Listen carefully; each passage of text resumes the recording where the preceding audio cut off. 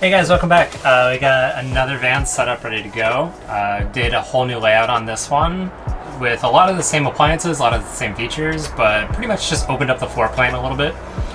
Really focused on raising up one side of it, so we had countertop length on one side of the van and seating on the other side, so it gave it a much more open feeling. It's the same base model that I had before. It's a Ram 2020 159-inch high roof. Some other stuff that we added into the van was we did a lagoon mount, and we did a few mounts around the van, so there'll be a total of 3 of them. So you can have one over the bed, one as like a kind of a nook worktop station, and then one that'll be at the end of the bench seat that'll act more as the serving eating table such. So on this van too, we upgraded the water tank. So here we have a 20-gallon over-the-wheel well water tank, which opens up the cargo area significantly. So we can get a total of several mountain bikes, a couple road bikes. There's tons of space. It's a completely open plan underneath the bed.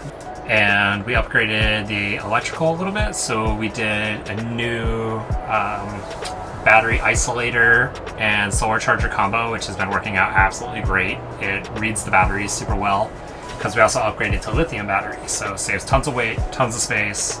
So like I said earlier, we raised the countertop up on one side, so we just have a lot more space. So if I'm working here and somebody else could still be sitting and I could still flow around the area really nice without having to scooch in like on the last vans where we had countertop height on both sides up to here and then the seating back here. We did an undermounted apron sink as well, which has been absolutely fantastic. So much workspace. Having it brought forward has been really nice.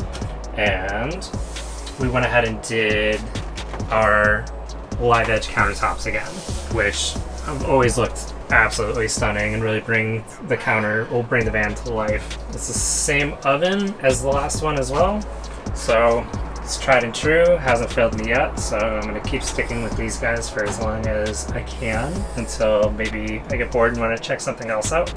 Other than that, we put in these touch latch drawers, so simple push and your drawers will pop open. I took out my bookshelf this time too. It's not all that necessary, but I always liked a little display shelf. So went ahead and extended the upper cabinets all the way across, so there's absolutely tons of storage up here. And added another upper cabinet above the bed as well. Was definitely worried about the clearance here, a bit feeling a little claustrophobic, but it's been really nice. So down here we did the same bench style seating. Went ahead and threw an outlet on the box too, so you'd be charging and working in your workstations. But pretty much just closet area or storage of gear, whatever you needed. And then did a trash and toilet combo. So just a simple flip down. You can access the handle to open the toilet up, and then same thing, it makes it a lot easier to take it out than being in there.